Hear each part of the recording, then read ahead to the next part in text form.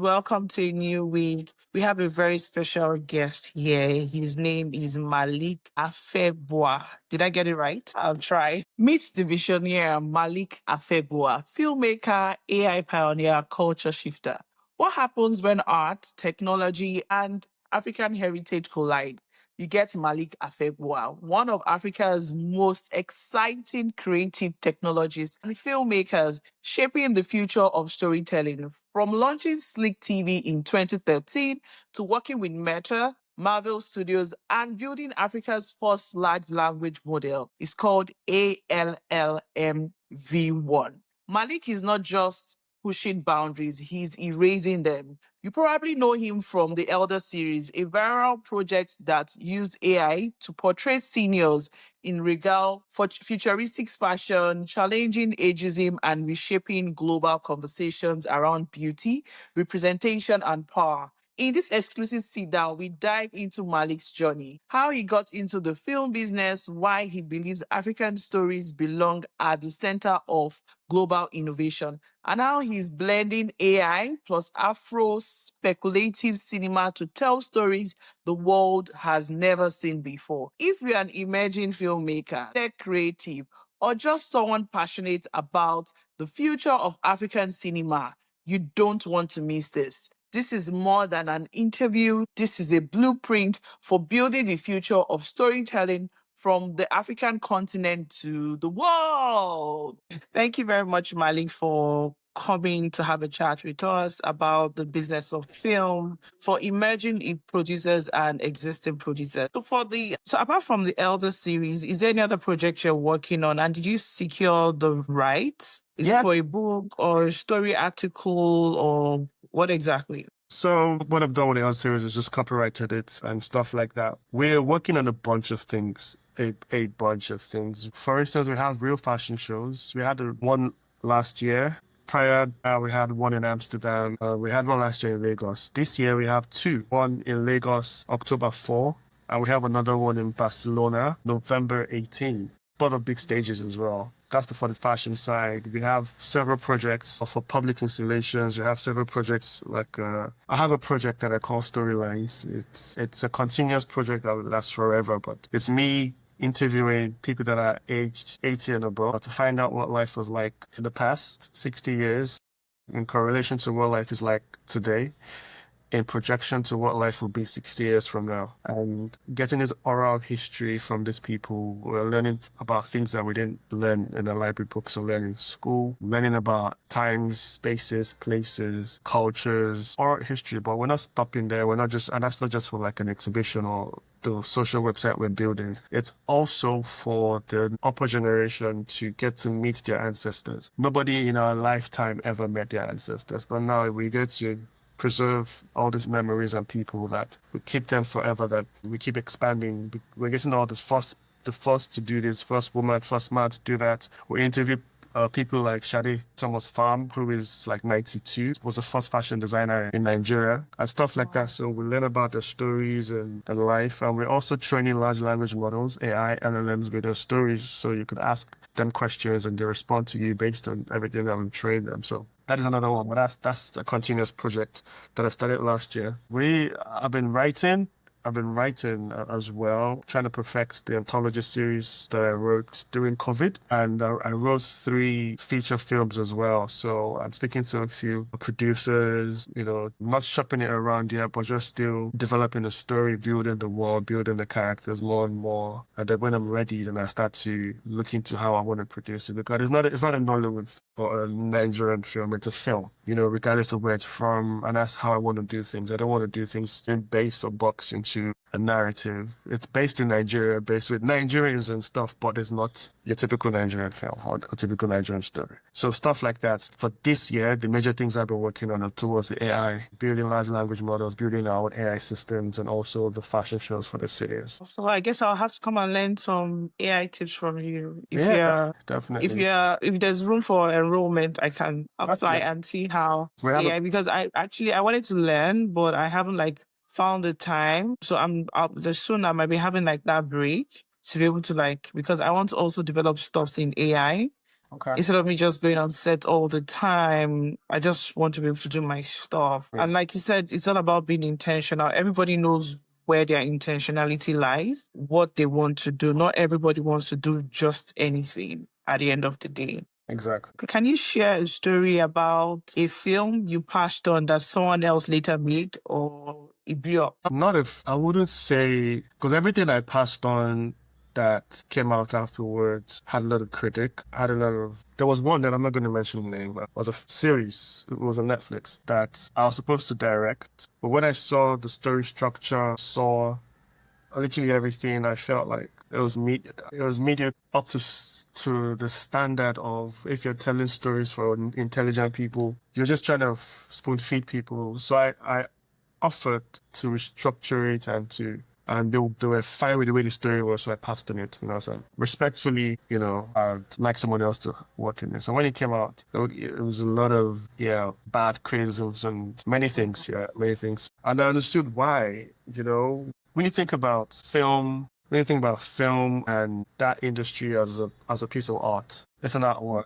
It's not just pointing cameras and people reading lines and acting angry or trying to be emotional in front of the camera. No, if you're embodying a role, you're creating a world. Your character is changing. Your lighting is intentional. Stuff like that. And if it's not all of that, it's not an artwork. I'm very particular about it being an artwork. It's a piece of it has to be treated like that. So everything has to be intentional. Like even the dialogue, even the scene, if it's not done correctly, we keep doing it for 100 times. But we don't have that luxury of time or budget here, which I understand. But we can, if we opt to, this is the level we want to go and this is the level we want to be at, it's possible. So I also understand how the politics works. I understand that sometimes there's not a lot of budget to do all these things.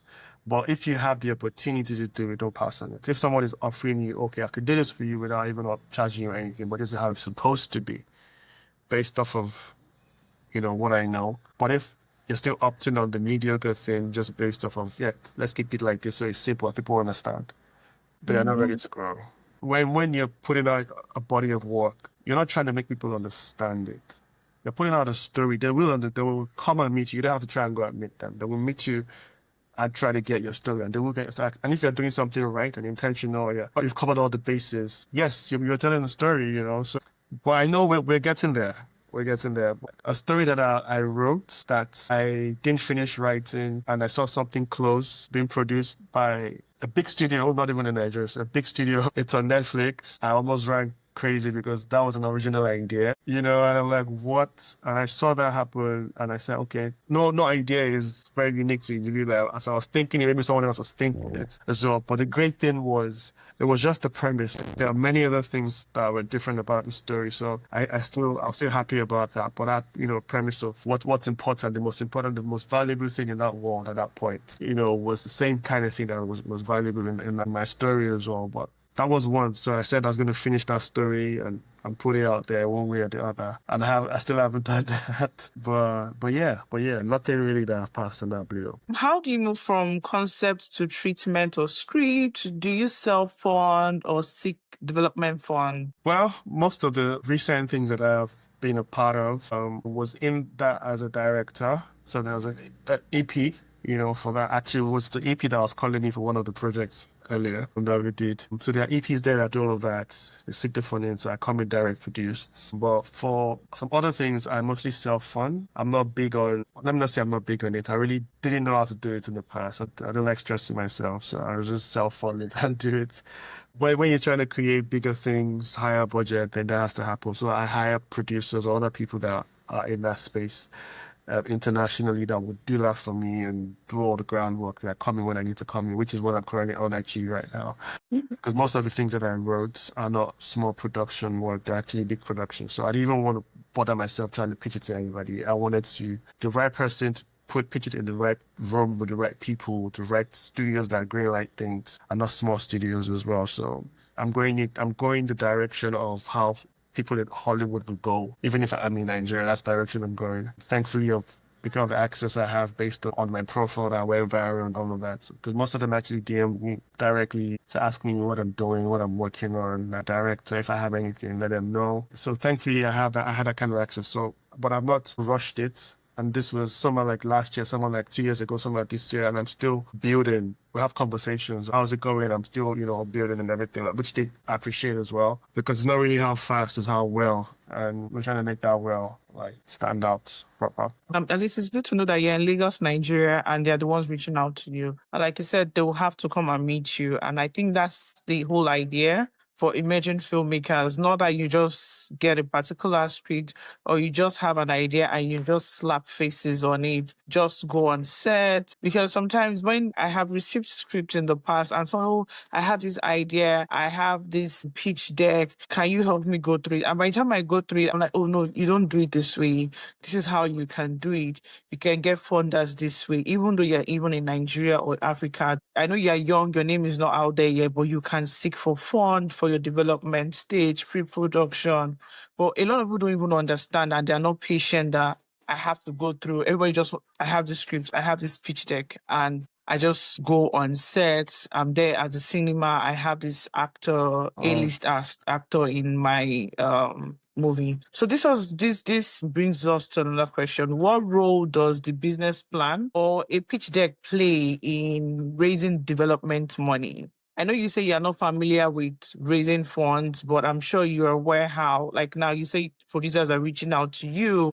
Yeah. So No, it's key. Like it is very key. There are lots of red lines, like red tapes and stuff that you have to go through, especially if you're doing it properly. There are lots of clearances and licenses that you would also have to get when you got into a certain level. But your initial pitch deck is very key. That tells a story fast and easy, quick, that they get it as quick as possible, because nobody wants to spend time reading a lot of things. They want to get it there and there within 5 minutes if possible. But it has to be attractive. It has to be long if it's necessary, but it has to be in a way short. But it has to be impactful and punchy. Very, very key as well. Well, while you're doing that, if you are thinking of using certain types of branding or soundtracks, things that are patented or copyrighted, you have to have clearance or plan to have clearance, and that has to be stated as well, so they understand that all the red tapes are properly done. And these are the kind of trouble that are usually faced when you're about to go on production and you've not done that groundwork and done the research, and you're not looking for these clearances or licenses, and you have to halt production. And these are things that I've learned from big studios and big producers that I've had conversations or collaborations with, that they can't greenlight anything until certain things are done. This is not even about your story. This is about the elements. The story are very key, and we overlook all these things in this side of the world. But it's something that when we start actually paying more attention to it, we could even monetize a bunch of other things within that film as well. Find a way to create branches or a cult following within that film by being intentional about the thing that that we're doing. I wanted to ask what was the first dollar or naira? I don't know what currency you ever raised for film, and how did you get it? I know you said it was self-fund. At least everybody that knows that if I'm going to produce this story or this idea, it might not be personal money 100%, and it can be personal money, especially for those people in Africa that at the end of the day, we get someone that will just fund our production at the end of the day. But not everybody is lucky. But have you been in that situation whereby, apart from your own savings or something, somebody contributed? How did you have that conversation and how did you get it? But there were several ones, mostly me as collaborator. But the one that I was directly involved with was through a friend of mine. We just put money together and did a film. I mean, it was the same film that I spoke about, the social issue film. So that was been named by lots of production, but I won't call them films. Mostly TV shows that money has gone into. But when it came to motion picture, that was was that before or after COVID? I can't even remember now, No, this was before COVID. Well, yeah, definitely before COVID. It's because my son was not born then. My son was born during COVID. So I remember this was before COVID. Yes, we did a film about jungle justice, and we had, relatively known characters there. We had about 6 known characters there, and obviously they all had to get paid. We used a proper camera. I think we used an ARRI to film. It was just a 2-day shoot. It was a short film, but even a 2-day shoot cost a lot of money, and most of the money came from my friend and myself. We just put it together and just did it. I didn't pitch it to anybody. I didn't shop it. I didn't talk about distribution. And it was just like a passion project that I feel like I would have waited longer before I did it, because we just wanted to do something. Because I felt like 2 days was not enough. But if we're going to extend more than 2 days, that's money for everybody, money for the crew, money for that. And because it was self-funded, we're trying to limit what we're spending. We didn't make money from it. No, it was purely just art. But after that, every other thing that we're doing, that I've been a part of, it's been maybe paid as a consultant, a producer, or director, or funding from different bodies, from grants, from government, from other spaces. But right now, what I am doing, we're speaking to big studios. We're also speaking to some angel investors like in Dubai and LA that fund films. But I'm not the one doing that. I have a producer that's doing that, an international producer that works with people like Idris Elba, Daniel Kaluuya, and stuff like that. That's working on things like that, So just doing it the right way. And I'm not focused on that anymore. I'm just focused on the creative side of it. I don't want to worry myself at that side anymore. So that way I can properly create as well. Yeah, that's why a lot of people don't know how to distinguish between the business side and the creative side. If you realize that you are not so good at the business side, because regardless of the story you have, if you don't get it from the business angle, everything just goes down the drain. And I like the fact that you said you just want to concentrate on the creative side. You just let someone else have that headache, which is a person's specialty. So, which brings us to, how do you choose your producer or your production manager? In the past, I used to shop for it, seek for it, like ask for references from all of those kind of things. But of recent time, I've had a lot of people reach out to me. So I speak to the best of them at the peak of their career, or the ones that are really hardworking with a good CV, good experience, and all of that. Especially the ones that really like understand my work or like really want to work with me. Kind of thing. The energy is there, it's good. I've been lucky enough to have people reach out, and people that reach out from good spaces as well, that are not just trying. They've actually done great stuff, are still doing great stuff, so that's been, I'll say it's been luck or fate, if that makes sense. So I've not had to look how to pick, but there's always a list. Like, I have access to quite a lot of people right now, so I know it depends on the project that I'm working on as well. Whoever fits that profile best will work in something. I will have some producers that do strictly action or strictly a certain genre. I have some that do strictly narrative. And if I have to give them, switch roles with them, they don't really perform well. So I know how to navigate and choose as well, relative to the project that I'm working on. All right. Thank you very much, Malik, for being part of this interview. So, guys, this is another episode this week with Malik Afegbua, the creative director for Elder series. It was something that I used to admire, like from one corner. I'm like, oh my God, I wish I could produce something like this. Who is this guy? I always admired your work. I always check out your post on LinkedIn. So it's good to also hear somebody from where we also come from and seeing things in a different perspective. And you also believe that regardless of wherever you are from, your location, you can be at par with the so-called big producers out there, regardless of where you're started from. Like I said, thank you very much for being part of this interview. Great day. Thank you very, very much. To every emerging producer watching this, here's what my story reminds us. You don't need permission to innovate. You don't need a massive budget to tell a powerful story. You just need vision, resilience, and the willingness to learn, pivot, and keep creating with purpose. Whether you are developing your first pitch deck, trying to raise the first dollar or naira or cities, or experimenting with AI in post, don't wait for the industry to catch up. Be the shift. Use your roots, use your tech, use your voice. And remember, the business of film is not just about cameras and credits. It's about ownership, audience, and long-term impact. If you have learned something new, drop a comment. If this inspired you, hit that follow or subscribe. And if you are ready to tell stories the world needs, we are right here with you. Have a good week.